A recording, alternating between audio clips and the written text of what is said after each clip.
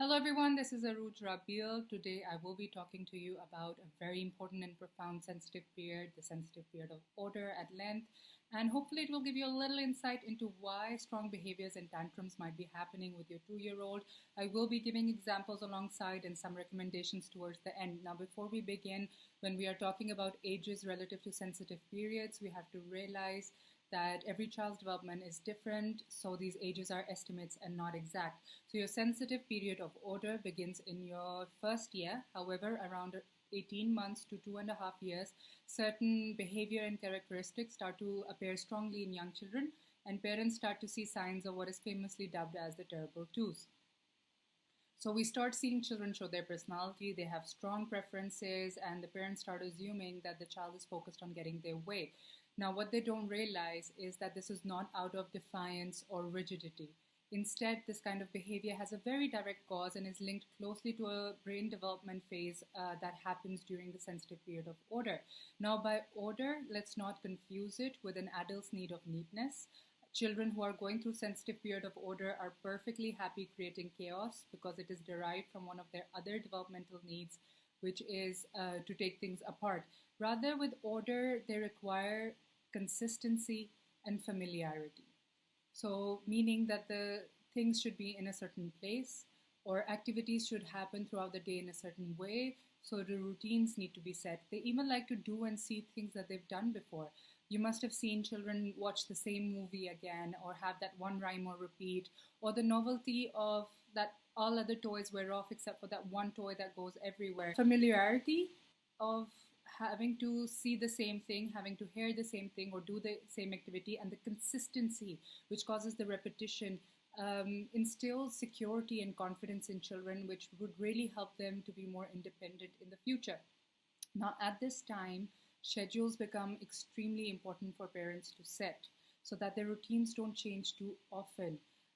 Because children start to understand the process and the concept of consistent causes and effects in the world. So when they've met with unexpected changes or inconsistency, they might show distress or anger or frustration.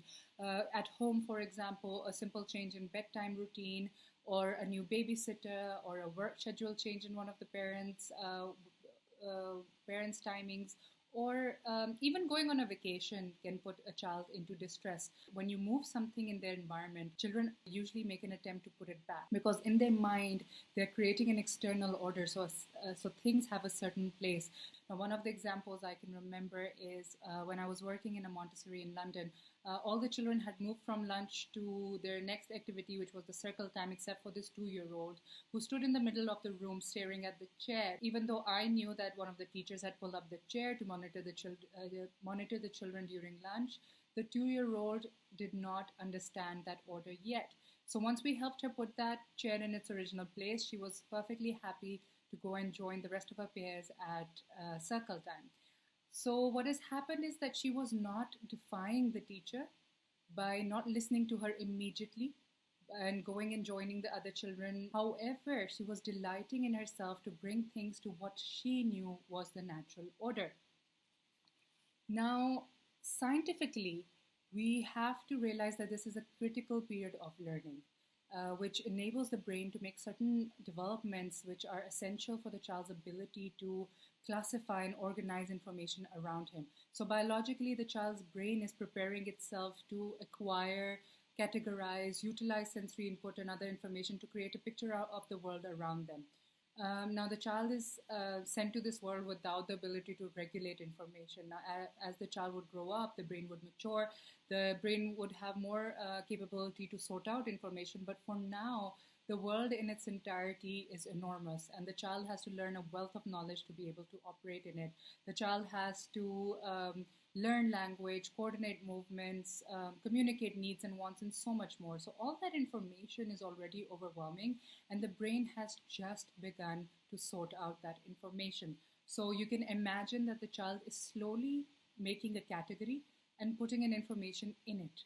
Now, if they meet too many changes, unexpected changes, or there's too much inconsistency in their environment or their routines or the placement of the things that they're very familiar with, now this can cause to kind of reactions in children. Either they can feel angry and frustrated because they do not know how to bring things back to order, or they try to bring things back to order and take delight in that accomplishment. Now, this is usually happens when children start getting mature in their sensitive period of order. They do realize that they can make an effort to try to put things in order. Now, in Montessori, we usually have autodidact material for children who are going through this phase. That means that the material in itself is auto-correcting. It will tell the child itself, independent of an adult, that they're making a mistake. I'm talking about inset puzzles. I'm talking about knob cylinders, which have a certain size holders, and they would only fit into their own holder. Order, meaning things being in an expected place or things happening in an expected way throughout the day, maintained in a very specific way, can help children organize information around them. So during this time, I also generally observe the parents are going through endless battles with a toddler, or they're making an attempt to control the toddler, or they're getting frustrated because the child is not listening to their instruction or not adjusting to the circumstance immediately.